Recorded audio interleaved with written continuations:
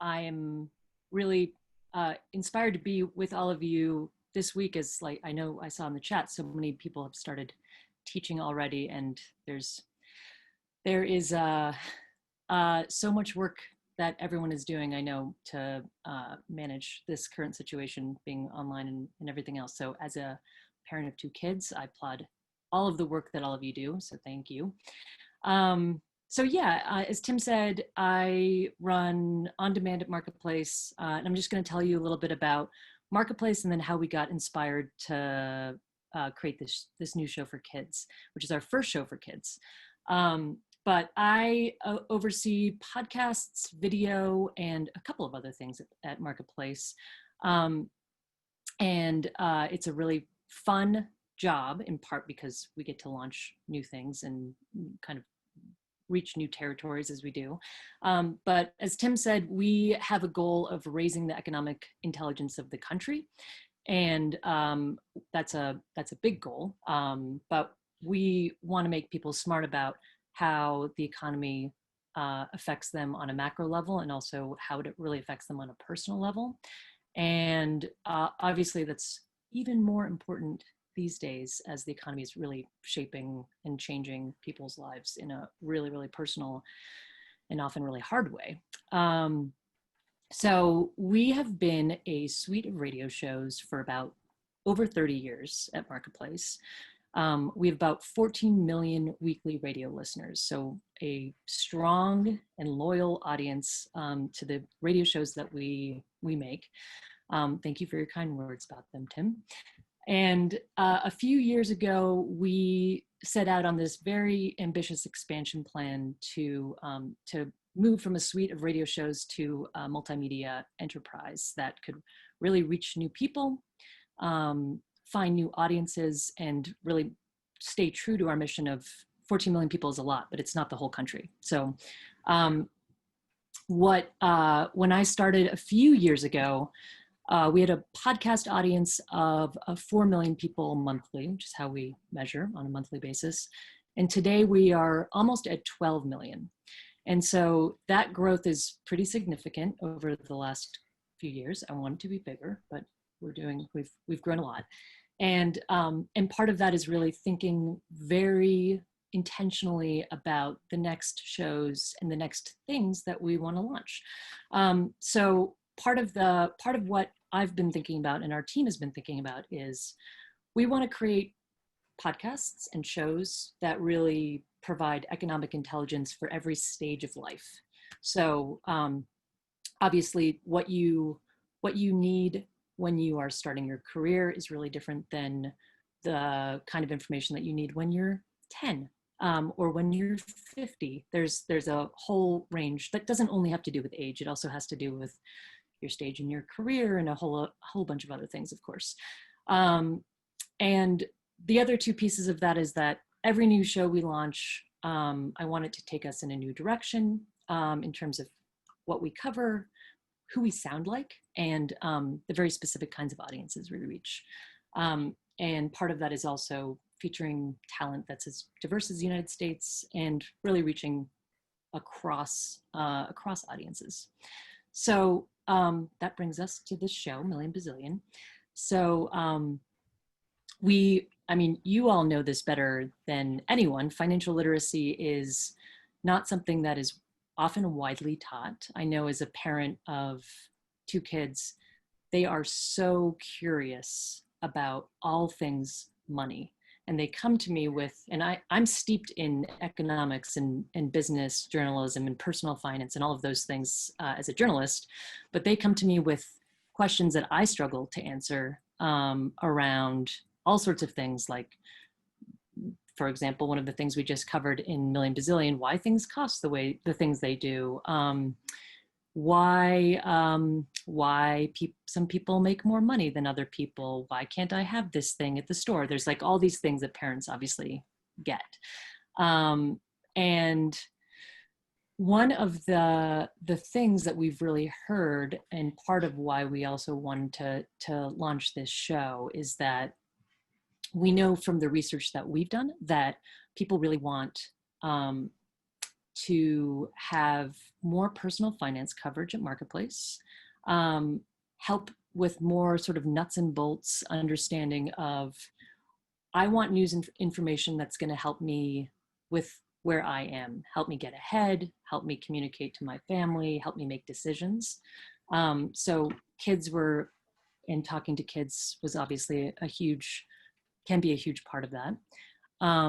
And the youngest of our audiences, like these are the times where you really build as you all know, again, I'm saying things that you know, but that build the foundation of how we are going to be able to make good decisions about our personal financial lives and really understand how the economy and our world works. So we did partner with there's a show in our parent company called Brains On. That's a science show for kids. One of the things as we started thinking about this show and thinking about this audience was we realized we know a lot about the issues of economics. What we didn't know a lot about was, how do you translate all of those things to kids? Jetta will talk a little bit more about that, I'm sure. But we did partner with Brains On, a couple of folks there to really help be our sounding board and help us know what some of the ethical considerations were for talking to kids, help us figure out what would be good skits and good approaches. And that's been super, super helpful. The show itself, and I probably should take a huge step back and just say that part, the show itself is really to take a very fun and conversational approach to teaching kids about the elements of personal finance. Our tagline is, we make dollars make more sense. And we use a variety of formats and approaches to keep kids engaged and also strike that good balance between entertaining and informative. And one of the things that we did early on is the company has done some National Science Foundation research that just shows how families listen to shows, listen to podcasts specifically, and have found that co-listening is a really effective way to learn as a family and a really strong educational tool for kids with a variety of learning styles to listen to podcasts and to really interpret what is being said. So we're hoping that we are successful in that. We've done a lot of focus group research as well with kids to also get feedback about our shows. And we've done some informal focus group research with the pretty big outpouring of support that we've heard about the show from kids and parents, and all across, like, our letters, our emails, and our social feeds, and also the kinds of submissions and questions that we're getting from kids who really do drive the show in a nice way. So we're answering kids' questions throughout the season that have ranged from where did money come from? Why do things cost what they do? How do I get a new phone? How do I negotiate? And we are also going to dive into an episode in the future about around starting your own business. We're actually not calling it entrepreneurship on the show, but about how to solve a problem that you have through creating something that can help solve that problem and maybe help solve something in the world too. So yeah. And we brought Jed in. I'm going to hand it over to him. But Jed has been a reporter at Marketplace and a few other places as well. And I commissioned him to do a video for us for a completely different thing, which was a series that we have called I've Always Wondered, which he hosted about a 4-minute video a few years back. And when I saw him host that show, I was like, Jed is a host. This is amazing. And so when we thought about this show, I knew that his style of being very playful and funny, but also super smart and had with a really strong foundation of journalism and business journalism would be a good fit for this show. And I think he's great. And I hope you listen and agree. But I'm going to hand it over to him now. Jed Kim. Thank you. I've known Sitara for, I think, more than 10 years now. I used to work for her at a show at WNYC, and that means I've kind of like lived in terror of her for most of my adult life. So it was great when she let me know that this was happening and that she was interested in having me host.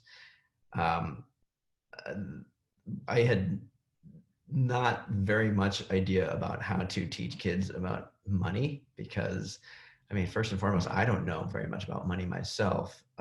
It's kind of like a poorly kept secret that, like, as a marketplace reporter, I was learning what I was reporting, like the day that I was assigned a story.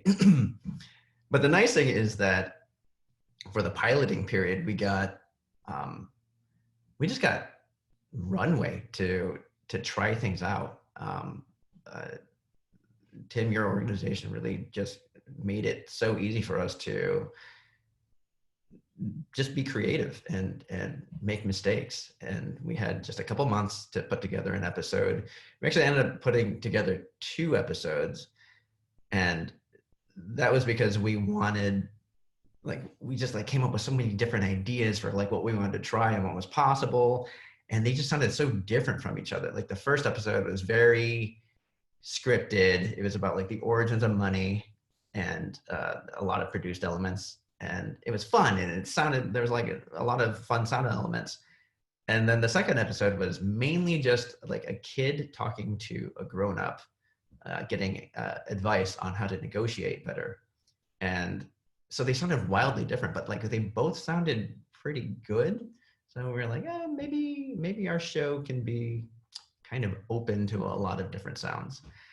And both of those episodes ended up in some, I mean, they've changed a lot from the time that we piloted them, but they've both made it into the first season, the first 2 episodes. So it ended up being really good.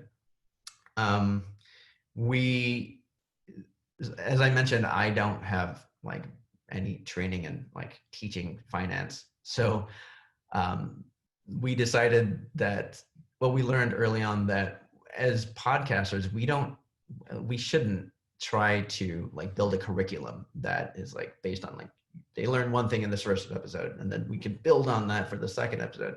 Because the thing with podcasting is we don't know when somebody's going to join in. And especially if there get to be like more seasons and more episodes, like it's a big ask to think that somebody's going to go back to the very beginning and listen from there. So we decided to let kind of kids' curiosity drive where we go with it, and we'll put a big call out to friends and coworkers to like ask them, do you have kids? Like ask them what they want to know about money. And so we kind of stacked the deck for like a lot of the episodes that are early on in this season.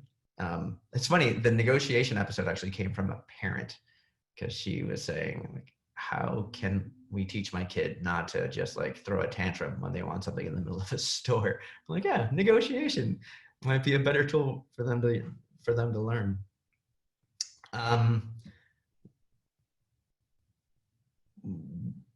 When it comes to the format of the episodes themselves and the elements that we put into it, like we really benefit from having that partnership that Sitara mentioned with Brains On, because they, they're very well established, like pioneers in kids podcasting. They do one on science, and they've been doing it for so long and have so much expertise that they really helped us get through a lot of the early mistakes that we were making.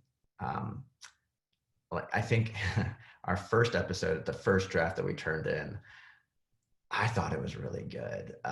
Like on paper, it flowed, like the ideas were connected. There was nuance. It was like really self-aware, kind of self-effacing. And I think there were like subplots in it. And then we turned it in, and the editor was like, no, this is not going to work. These are kids, that they have a different like attention span than adults do. And like really helped us figure out that we need to break things up. Just like we're giving information, and instead of inundating like our listeners with things they should know, we need to hit them with some facts and then just like bring in something else that they don't have to think about that hard. They could just listen and be entertained. And that gives like a break for them to just like kind of let that stuff seep in. And that was actually like really hard for me to learn, because coming from being a daily reporter, it's like every single second mattered in stories that I had. Like I had 2 minutes to tell a really complex business principle. And so it was really nice to get the freedom to just be creative and let things breathe. When we're putting together an episode, I think we finally hit our stride now that we are almost done with the season. We kind of get together, look at the list of questions that kids have had, and decide like what kind of topic, what should an episode be based on that. We sit down and think, what are the important points? My team is me, my co-host, Bridget, who is also our senior producer, our editor, Sandon Totten from Brains On, you may recognize him. We have a genius like sound designer / composer who puts all the great elements in our show. And so we'll sit down, we'll have done research a little bit online about like what's interesting about saving money or banks. And then we'll come back together and kind of pitch each other about like what we found. And then from there, we decide what the outline of the episode is going to be, and then like what the shtick is going to be for the episode.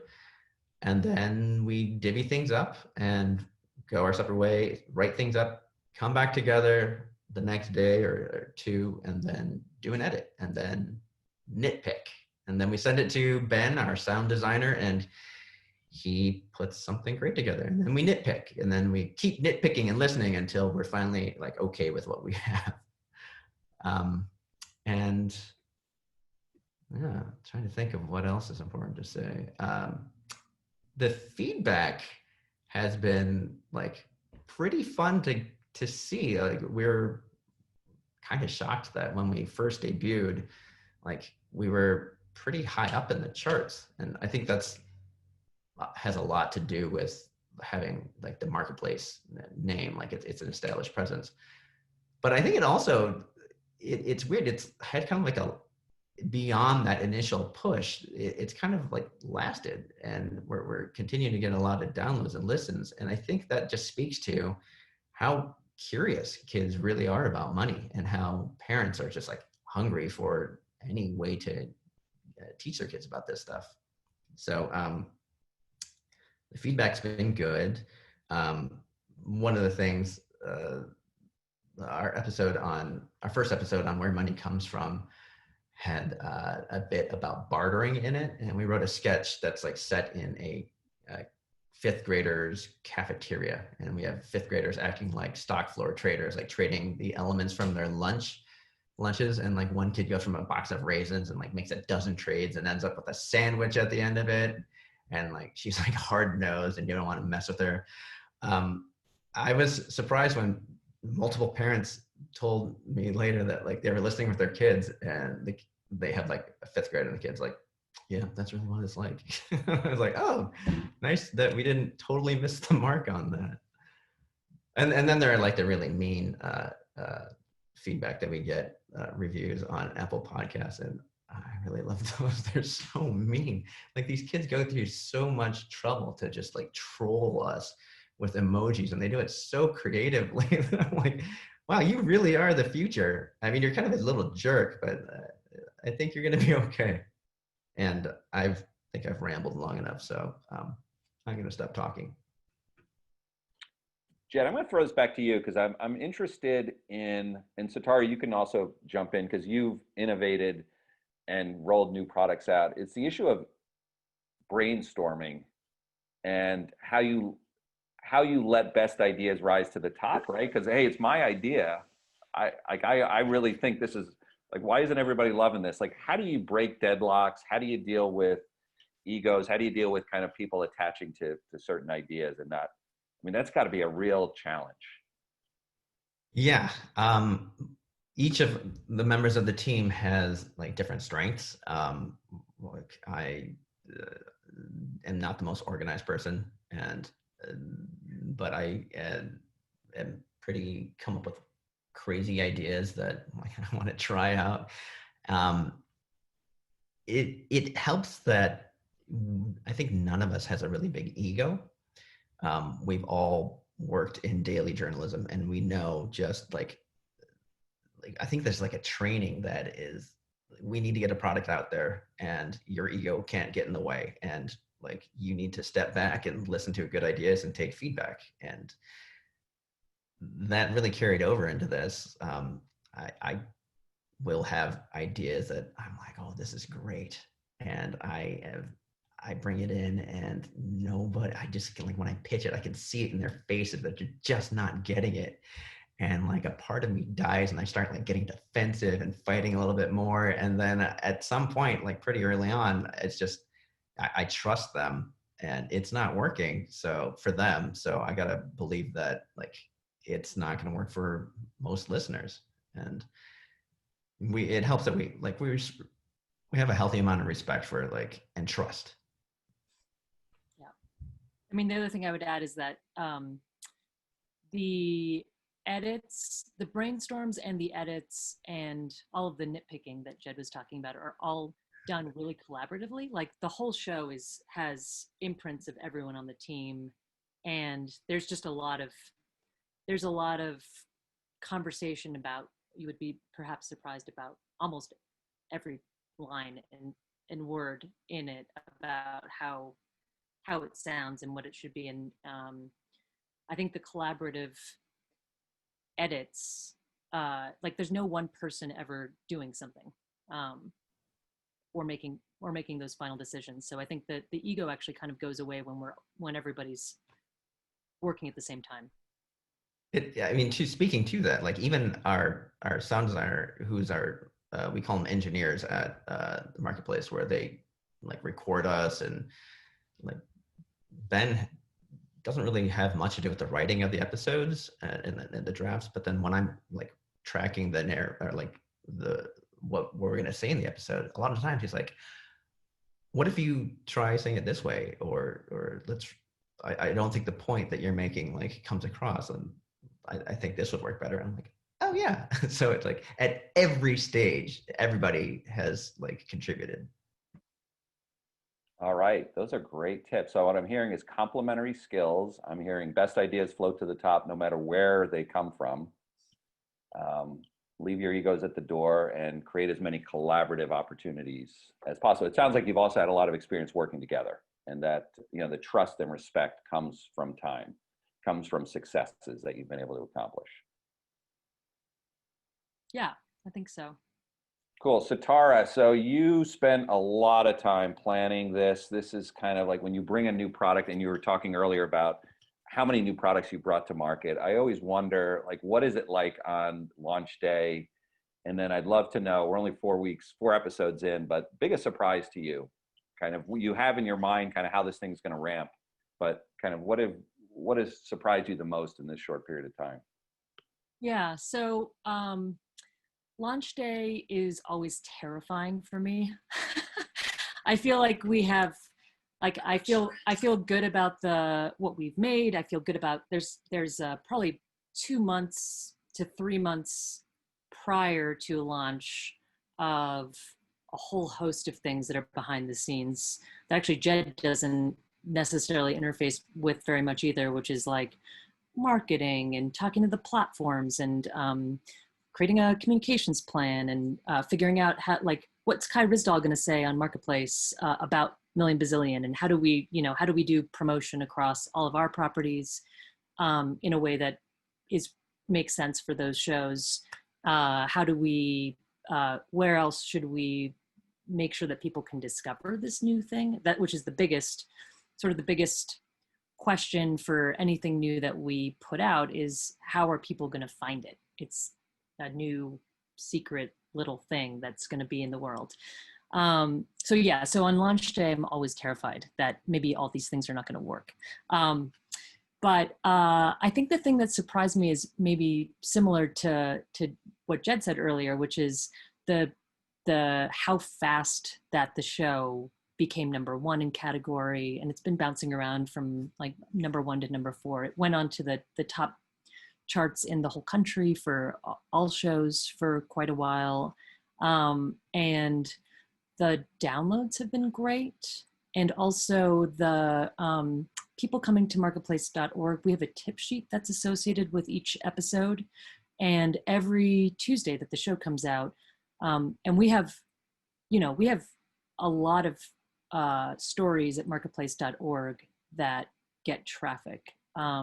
Especially right now, there's the top performing story for us in the last couple weeks has been what happens when my $600 benefits run out, and then it changed to what help me understand this $400 benefit. And so that's been like, those stories that are really about people's personal economies have been our top performers for obvious reasons, except on Tuesdays when the Million Bazillion page is our top performer. And people Jed's very excited about that, but we've had a 250,000 people listen to the first few episodes, which is pretty good. And we've had a few 100,000 people look at the marketplace.org pages as well. So I think that's been really great to see. And they've been spending, you can see how long they've been spending. They've been spending a good chunk of time on those pages too. Awesome. Jed, I also have a limited attention span, and I've noticed in your podcast, you alluded to this earlier, and I'd love for you to kind of talk a little bit more about that learning science that you're delving into. And then also in terms of the length of time kids are able to focus and interspersing facts with fun, like talk about some of the elements that seem to resonate most, what's most popular, because you just do a really good job of mixing it up, a lot of variety. Thanks. That, like I said, comes largely from advice that we've gotten from the Brains On folk. They trained in us pretty early that like kids are going to like really benefit from having somewhat regular segments that they can count on in an episode. Like, and now this is the time where we hear random kids random kids answering not so random questions. Like that's something we do every episode because we wanted to get kids' voices in as much as we could. And so things like that, I think we refer to them as furniture. Like, that there's going to be that for most of the episodes at some point, we're going to hear from like a celebrity answering a question about how would you design currency? Like we had Kristen Bell answering that question in the first episode, LeVar Burton in the second episode. And I freaked out about LeVar Burton because he's a hero. I don't know if that like translates to this generation, but whatever. He was a celebrity to me. It's just one thing that I was taught in J school was that journalism school was that like transitions are everything, that you've got to help guide your reader or your listener from point to point. And so like, that's how I just like made myself learn how to write. And then like I get to this and it's like, forget transitions. You're just going to stop, like just like hard stop on this idea, throw in some music, going to throw in some element that is completely different, and then like move on. And that's going to make it better. Like that was so hard for me to internalize. Like, what's going on? But the thing is, I'm working on another podcast I'm hosting, and it's a long format talking about like sewage infrastructure in America. And like a lot of the same things are true there. Like the editors are saying, I feel like we need like a break and flow here. And I'm like, I know what you're doing. You're giving the listener a break.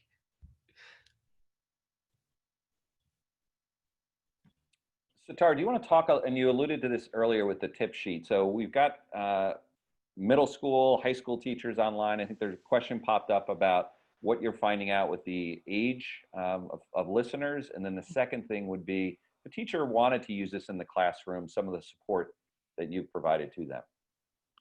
Yeah, so when we first envisioned this show, we thought about it as being a pretty broad age range from ages 5 through 12 is what we envisioned. As we did audience testing with kids, we found that the sweet spot was around 10 to a little older. So somewhere between like 9 and 13.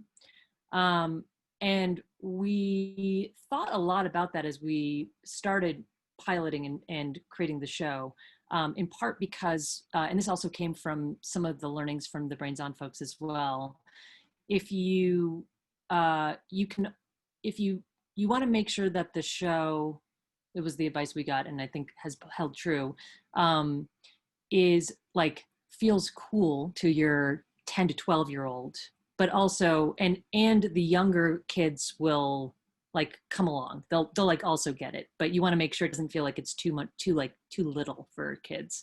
And I actually, when I was driving with both of my kids yesterday and listening to the advertising episode, which is the most recent episode, and my older kid, who's 10, was like laughing and talking about various parts of the episode afterwards. And my younger kid was also like shrieking with giggles at some of the jokes and also playing off of what his brother was hearing too. So what we have also seen from a lot of the audience feedback is, I think, in that 10 to 12 age range as well. So I think that's also held true. I'm sorry, Tim, what was the second question that you asked me? Teacher supports. Yeah, so for how educators, how you would think, good way for teachers to use this with their students. Yeah, so we have the tip sheets, which are meant for parents and guardians and perhaps teachers to take some of the lessons from each episode and use some guiding questions to spark more conversations with kids. So each episode has 4, somewhere between 3 and 5 questions, and at the end of the page are some answers. So we also want to assume, and this I think wouldn't be true for teachers, but at least for parents and guardians, that they may or may not be listening with their kids, especially in pandemic times. But we do want to help them talk about some of these things, because that is actually the goal of this show, is to deepen those kinds of conversations. For teachers, I think I would love teachers, obviously teachers' feedback would be great on this. I think that those questions would also be useful for teachers. We also have a comic with each episode that's also on those tip sheet pages, which has been fun and also engaging. Yeah, and then I think we would be open if there's interest in additional sort of guides to talking more about that, if depending on what's most useful. What we've seen across Marketplace actually is that teachers have used our shows in a variety of forms before Million Bazillion in classrooms ranging from elementary to college. And this is the first time we've ever provided listening guides and questions to deepen that kind of engagement. So I would love feedback also if teachers do use it on how it's working and what we could do better if there's suggestions too. Yeah, and I kind of make a request. A lot of the things we want to get we put out call outs to the kids, like send us your ideas on this, or send us questions that you have about money.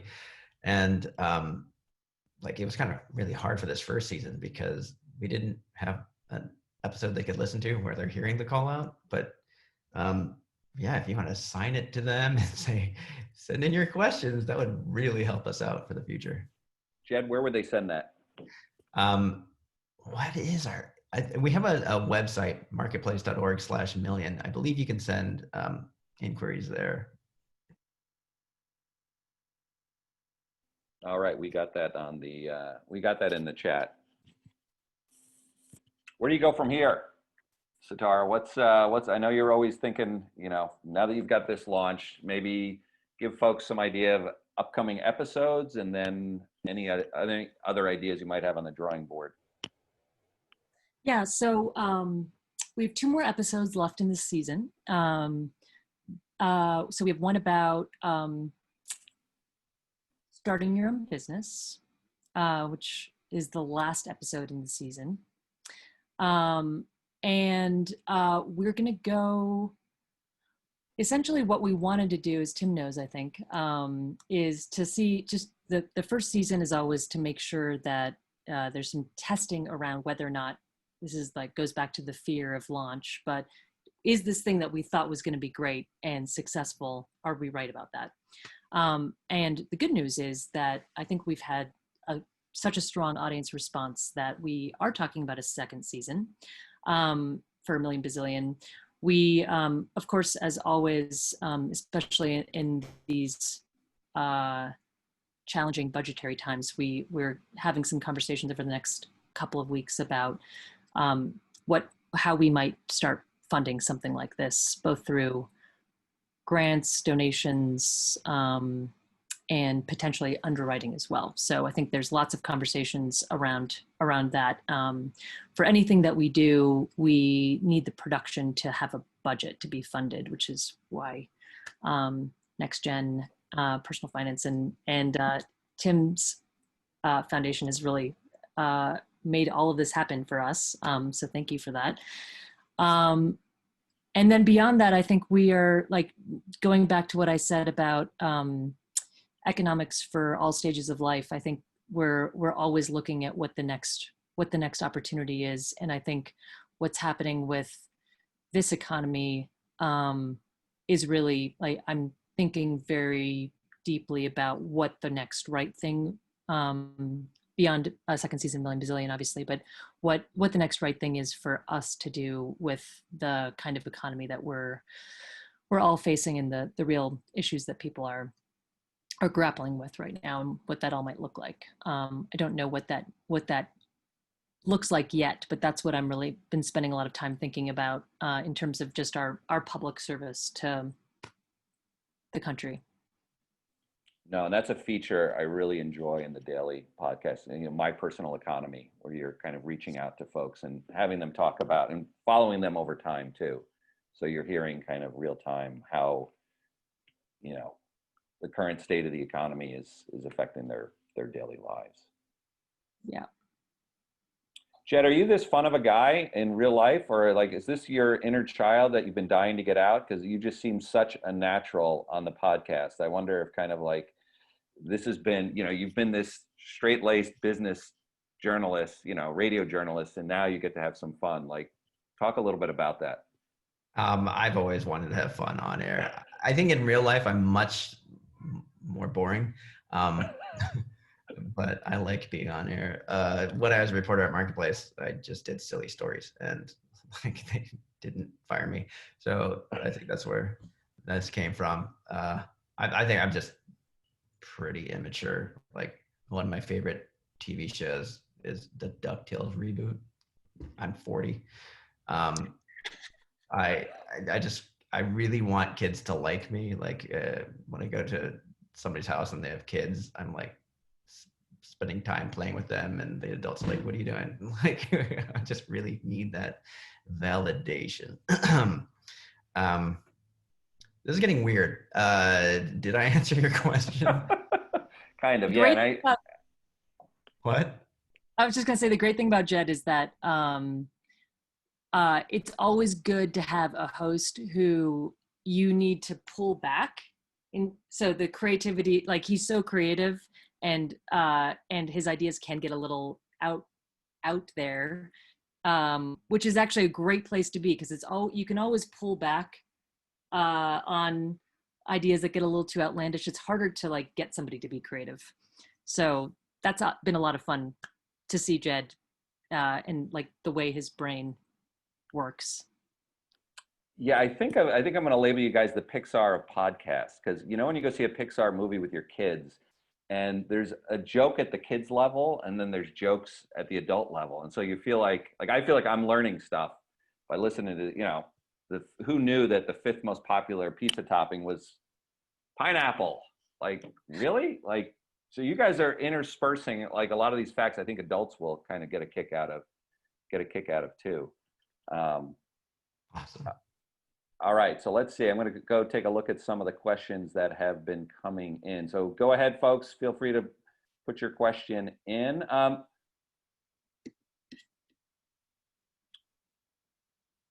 Give me a minute here to cycle through.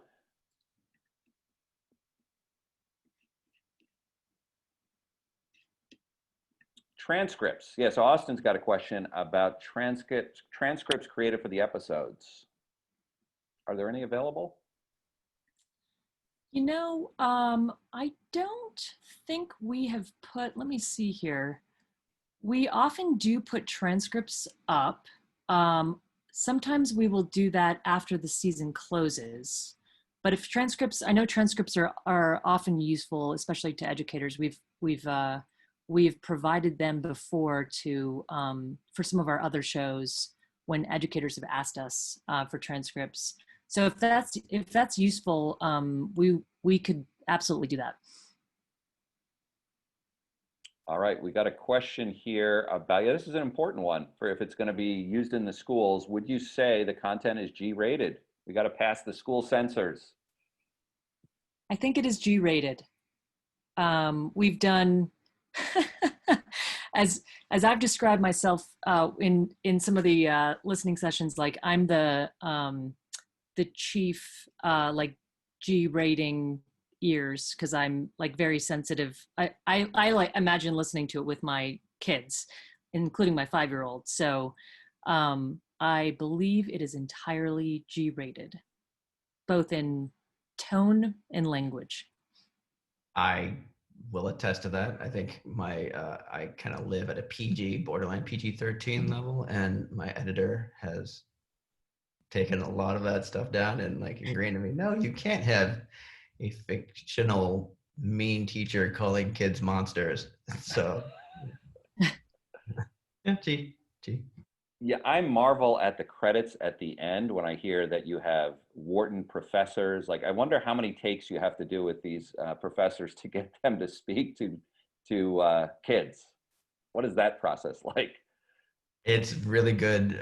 Like my co-host Bridget is just the most amazing producer on the planet, and she pre-interviews hosts and their potential guests. She's like, that person's not gonna be good, or you need to do this in order to get this person to talk about this, and this is where they're strong.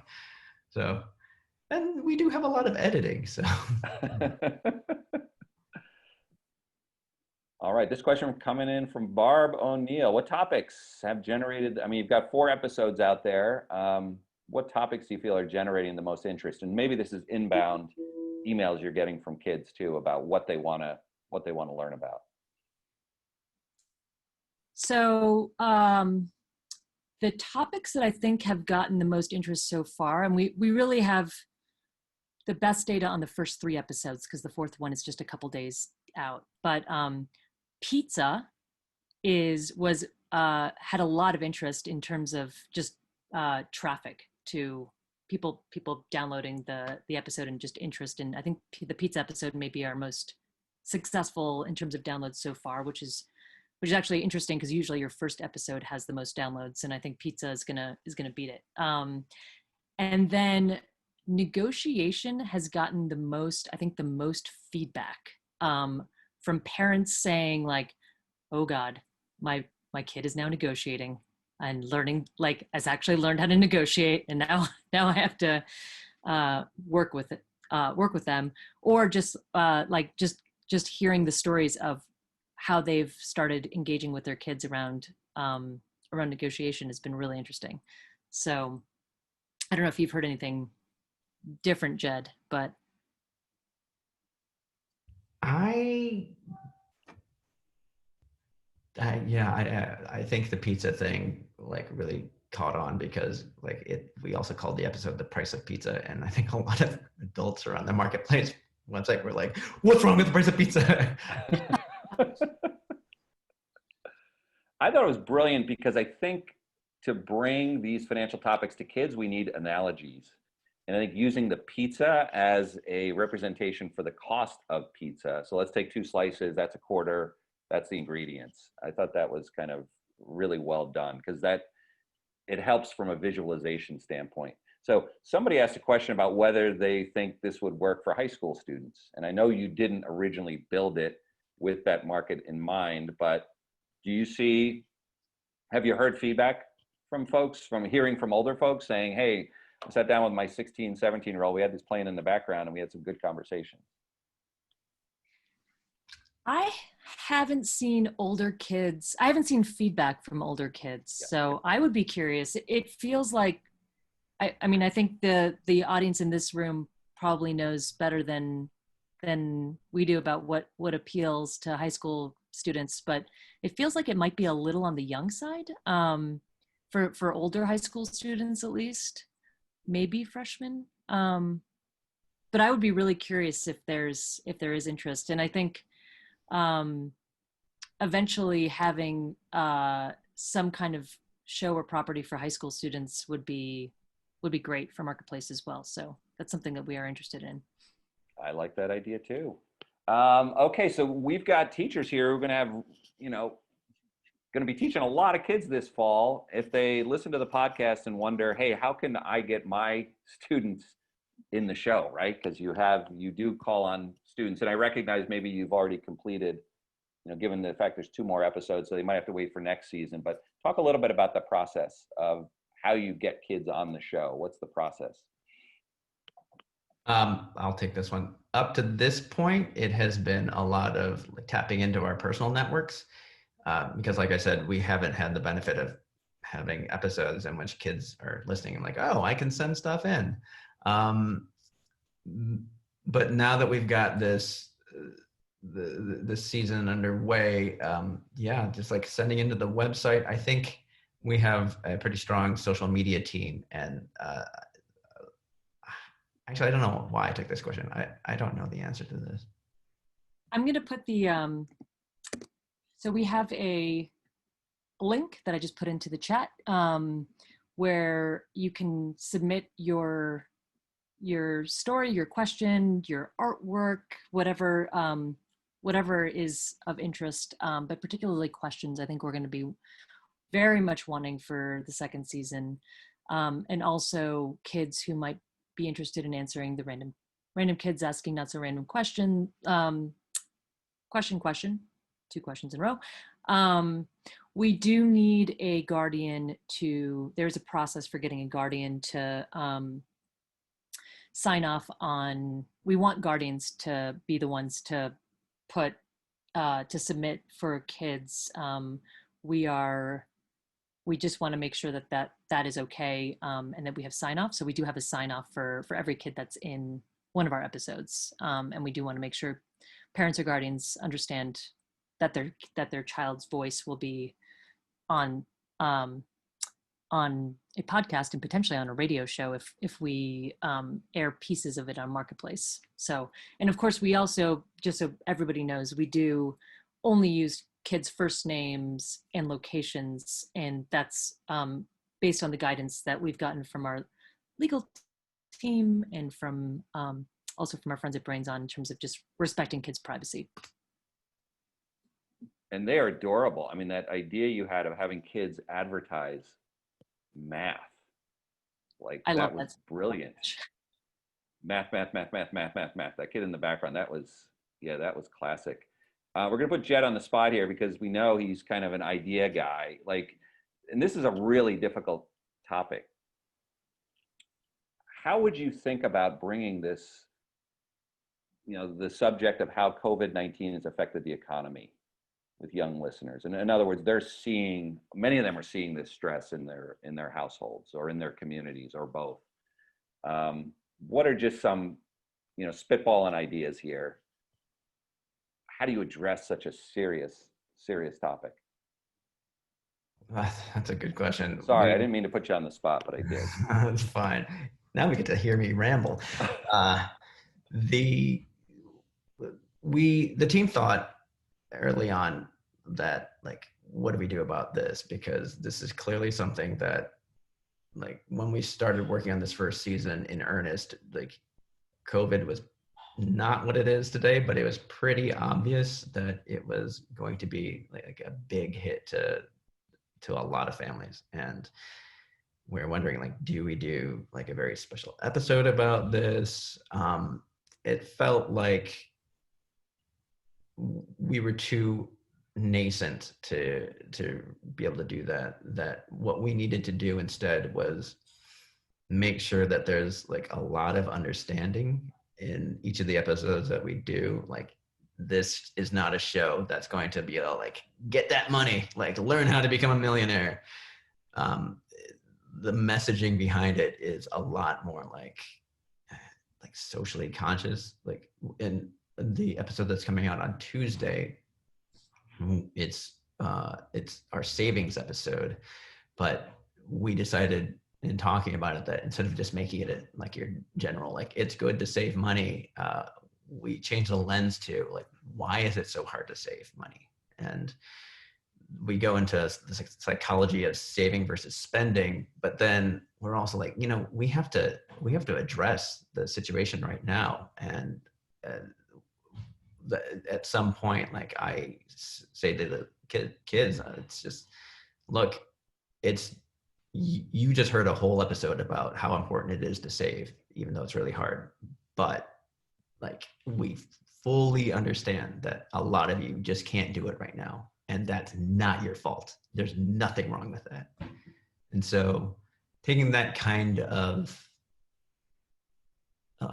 awareness into it has been the way that we've done it. I think if and when a second season does happen, then we can get more into the idea of, like, okay, COVID is something that people are still reeling from. How is your family going to get through this? And, like, from the very beginning, we knew that we were going to be targeting kids across the economic strata. So we didn't want to just focus on one end or the other. So, Tara, do you want to address that across your properties? Because you, as you mentioned, you've got 10 podcasts you're working with. Kind of how the whole team is kind of thinking about that at Marketplace. Because clearly, in the flagship Marketplace report that you do on a daily basis, it's there every day. Yeah. You're constantly reminding people that, and you're making it real. But I wonder how you think about it with your other properties.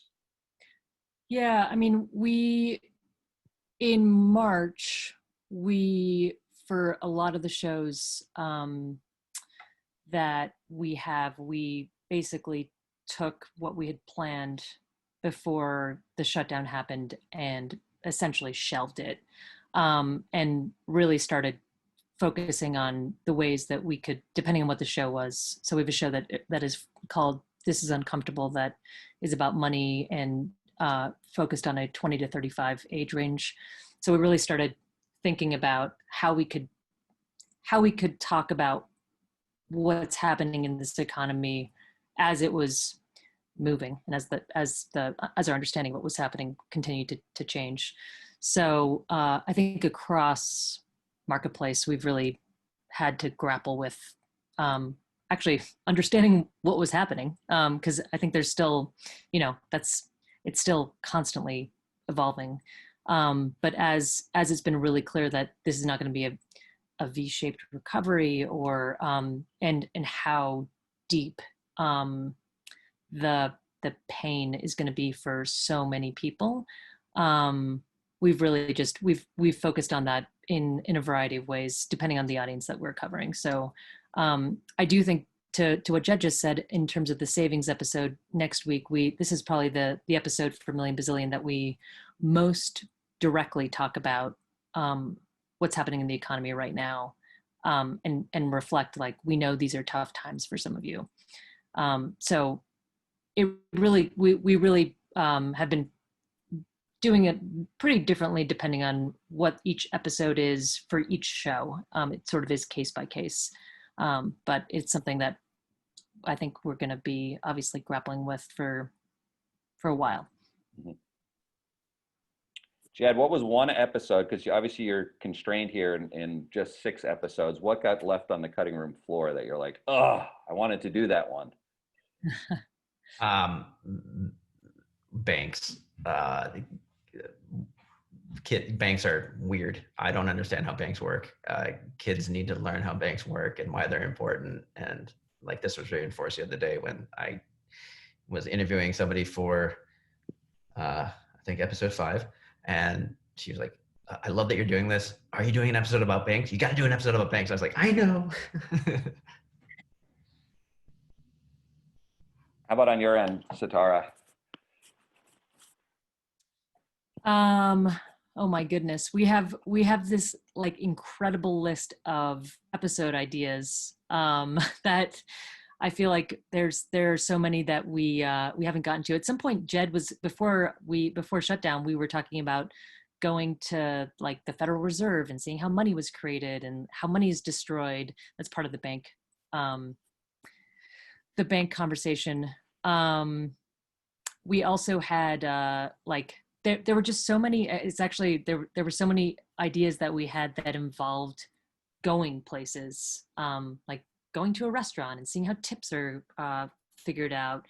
That was actually one of the really hard things because we started producing the season when we were all at home and all of us have little kids under the age of 5, and so that really changed how we produced the show. I don't know that you can tell from the final version how that we weren't able to go out into the field. I think the show actually would have sounded pretty different if we could have, though.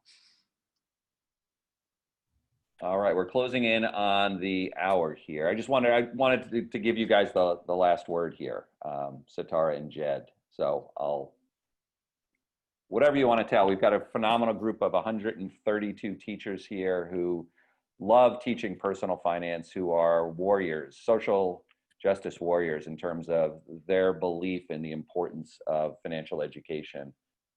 So they inspire us every day, but I just wanted to give you guys an opportunity to say goodbye.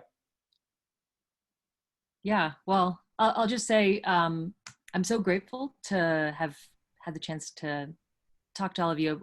I wish I had seen, the chats were going so fast. I wish I'd been able to see all of the questions, but I would love to hear any feedback that people have, especially from this group of such brilliant teachers. So if you do, I'm happy for people to give us feedback, and really appreciate Tim, all of your support on making this show. Double down on the feedback request. We tried to pilot, test as much of this as possible, but I mean, you guys are the experts on doing this, and like, I think we need to know if we've gotten something wrong or if something that we're trying is just not working, because we want to be good and we want to be right and help kids get smarter. Awesome. So I just want to thank you guys for a phenomenal session. And I think I have just been amazed at how you took this concept and the execution. You really just nailed it. So we all know the sooner we can get the conversation started about money, the better. So thank you for your efforts. And you've got a room full of teachers here they are phenomenal. They've taken us to where we are based on their feedback. So we'll be sure to engage them. So, we can pass that information along. But thanks again, Sitara and Jed, for giving us your time today and for putting together just a phenomenal production.